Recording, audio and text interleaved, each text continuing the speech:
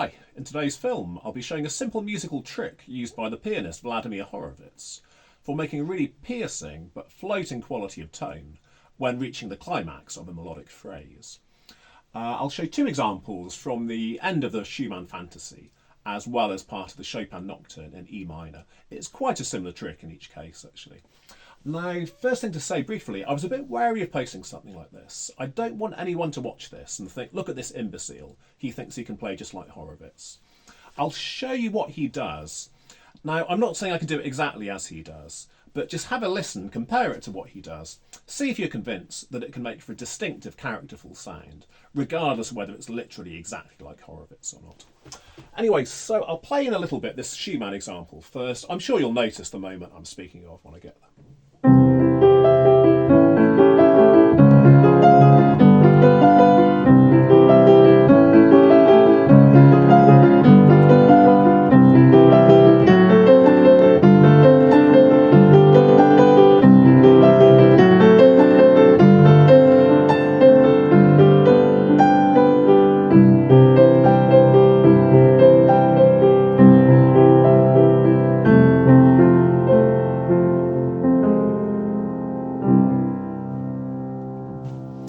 Yes, so essentially the same four bars come twice actually. The first time, the key difference basically is not just whether those two notes come out, it's what the accompaniment is doing that makes all of the difference. So I'll show you again the first time.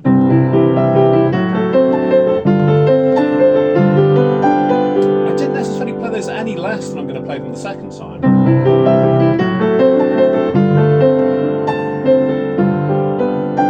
Now, if I show you with no pedal, that will clarify what the real difference is, because the first time, the accompaniment carries on with the energy.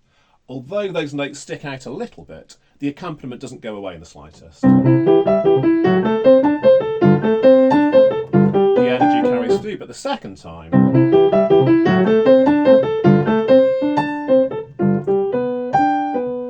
it's reduced to almost nothing at all.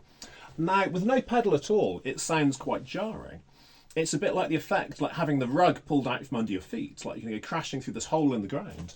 But of course with the pedal down, we've caught the bass for the start of the harmony. That's not going anywhere. So it doesn't actually sound empty.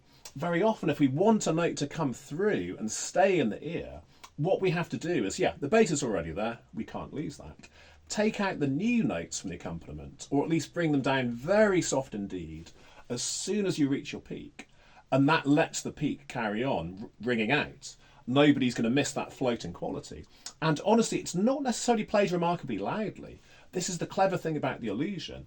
It's the fact we take away the competition that makes it ring out. It's not some remarkable amount of force that makes that note especially loud. So I'll show again one more time. Normally here.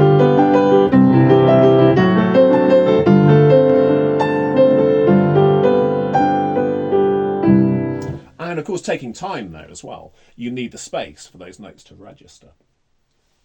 So next up, I'll show you the Chopin nocturne. Actually, no, sorry, before I do that briefly, just one comparison actually. Very often we hear people say the accompaniment needs to support the melody and assist it. So I'll just give you an opposite example. In the Schubert impromptu in G flat major, it's much more normal there for our accompaniment to actually help the melody ring out. So what we tend to do, if I play too softly, if it's really just a murmur, the melody really feels like it's dying, it doesn't sing out properly. On the other hand, if the accompaniment is too loud at all times, certainly it competes too much against the melody and buries it. But there's a clever trick in that one actually. We do half and half in that one. What we tend to do is we come in very softly in the accompaniment, so it doesn't immediately compete with the melody. The melody still rings out because that enters so gradually. But as it goes on, then it builds you into your next melody note. So in that kind of figuration, yes, we do often use the accompaniment to support the melody, but it's not always the case that it has to match the melody at all times. In the Schumann, we've had the opposite, whereby taking the accompaniment out of there, we get a much more interesting effect than continuing to support the melody. So quite similar in the Chopin nocturne. I'll just play where the theme comes for the last time. A very similar effect he does there in one of his live recordings. Really quite a distinctive tone when he gets there.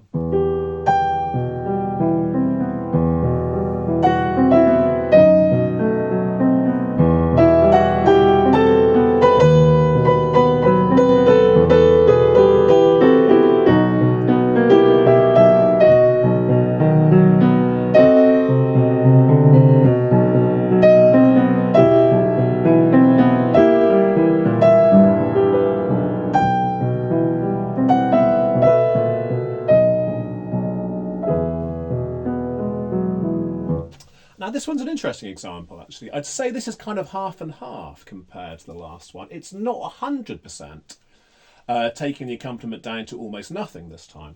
I'll show you if I did go as far as in the Schumann example, how that would sound.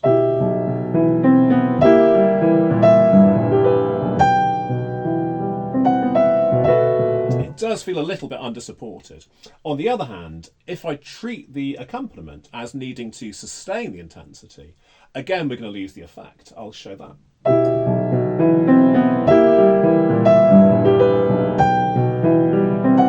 There's too much competition. So this one is a more subtle one actually, not quite as extreme an effect. But we do have to drop the accompaniment at least partially. And then that sound rings on, even though we have some level of energy continuing through the accompaniment. It's not enough to overload. And again, the reason that stays in the ear, it's not because Horowitz plays that remarkably loudly. I mean, it's a full tone, certainly. He's not playing it quietly. But it's not blunt force. It's the illusion of more intensity than is really there, because the competition is subtle enough not to get in the way. I'll show you actually things that can easily go wrong when we try and do this kind of climax. When we think, yeah, it must be a big sound, we can dig in really easily and have a horrible sound there. Actually, what he does there, he spreads as the other thing. It's not notated, but by doing that on its own, it gives the note its own space. It's so much easier to voice that when we don't have any competition in that individual moment in time. I can try and voice that. I might be able to do it okay.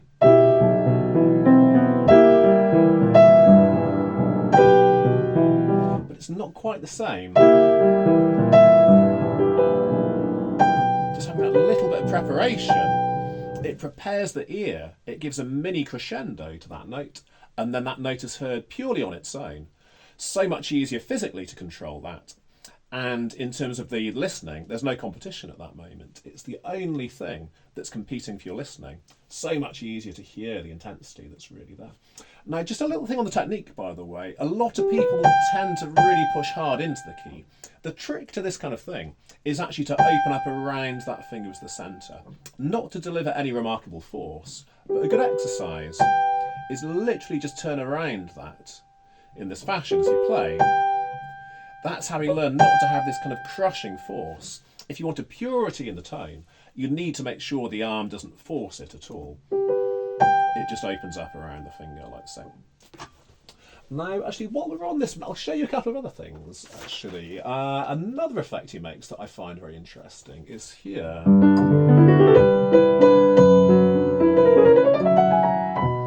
Now, I believe what he does there, there's very little pedal. It's incredibly clean. Really quite precise on those. If I use the pedal, you can't really get that very soft. So I think the trick I use personally is I hold down all the left-hand notes. We call it finger pedaling sometimes. I'm not certain if Horowitz does this, but he may well be doing that. And then the pedal comes in as it resolves. So much easier to get the lightness by being very conservative with the pedalling at that moment. And another little trick for this chromatic scale. I've not played this in a while now. Let's see if I can do it. A very good fingering for there. Horowitz flies through that. If you take 4 fingers from the B sharp, 1, 2, 3, 4, then 3 fingers, and then all 5 fingers, that's what makes it possible to really fly through there. I suspect he probably took that fingering. The pace he goes at, it must be very big physical groups. Now, the other thing to say, I just want to talk about the idea of copying other people's ideas. Is that supposed to be a terrible thing, to copy someone else's idea rather than have your own idea? Now, 2 pianists that I would reference, no, 3 even actually, 2 relatively young ones at the moment, Benjamin Grosvenor and Yun Chan Lim, 2 of the most distinctive sounding pianists out there. They both regularly copy ideas from old-fashioned players. In fact, Horowitz particularly, going back to him, I've heard Benjamin Grosvenor take this idea from Horowitz's Liszt Sonata. I copied the same idea myself, so I couldn't really miss it. It's here.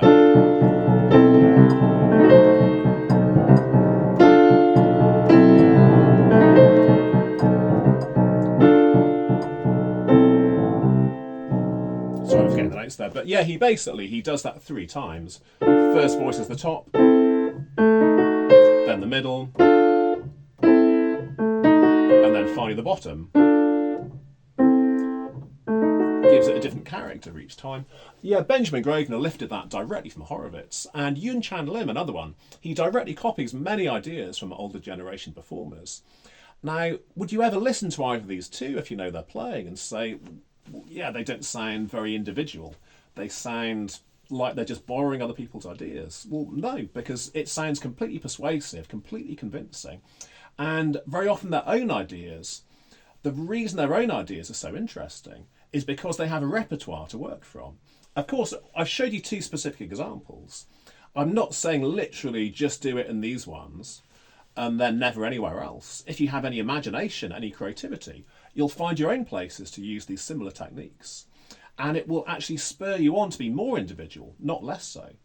Because the big problem with the piano, actually, it's not a very interesting instrument at face value. We have to do all this trickery to bring it to life. Now, you could argue maybe a singer really does have a very individual quality to their voice. Something, naturally, they're born with a certain quality. They couldn't fake somebody else's voice if they tried. So, in a sense, just by being themselves, they do come with a personality. Possibly we could say the same of, like, say, wind instruments, string players to some degree as well. Just by existing, you will have some level of personality in your playing. The same thing is not true on the piano. If you have this really egotistical point of view that says, yeah, I'm me, I'm interesting just because I'm me, and if I play the score as it says, it's going to sound really unique and individual just because I'm myself and nobody else. Unfortunately, there's a very strong chance you'll actually sound as boring as anything.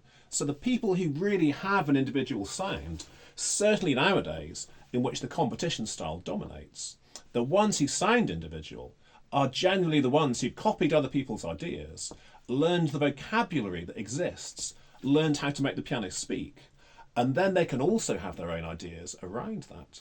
The other example, Joseph Wille, in terms of Horowitz particularly, there's a recording of him playing Scriabin's Third Sonata. It's almost a carbon copy of Horowitz, note for note. I mean, actually, it goes to the point where I would say maybe you've gone a bit too far. I generally learn from a few instances, take a few special effects, try and figure out how they're done. I wouldn't generally try and copy a whole performance note for note, which is almost what Joseph Wille does there. But actually, arguably the Rachmaninoff Second Sonata, again, he plays it very similar to Horowitz, but many regard it as being even better than Horowitz's performance. He's taken the spirit, he's understood the sound world, but then he's actually taken it to another level, arguably. So honestly, I really do strongly recommend try these kind of techniques, learn how to produce a sound of a certain quality, and then think of other places where you can take those. I'll show you one actually just to finish. The Chopin study in E major is a place where I try and get something similar to these Horowitz effects. As far as I remember, I'm not actually that keen on how Horowitz plays this climax, but I've taken this premise of the floating sound and I try and get the same sort of thing.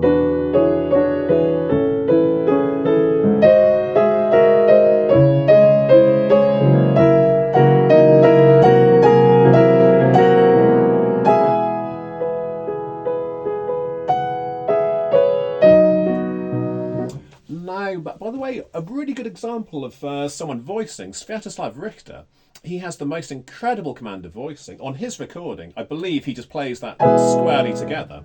I'll try and do that. I won't list it as well.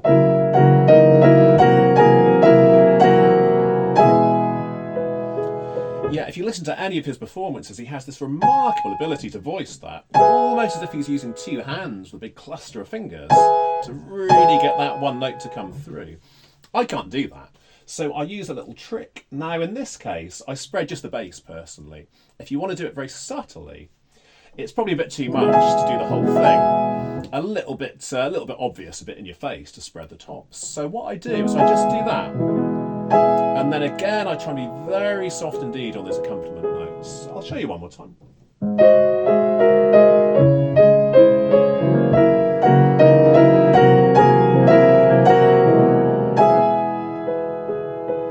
So again, we've got that floating quality. If you don't understand how to reduce the accompaniment in these kind of situations, you'll never get that same sense of sustain. You won't get that bell-like quality. Actually, I'll show you one last time if I didn't do that.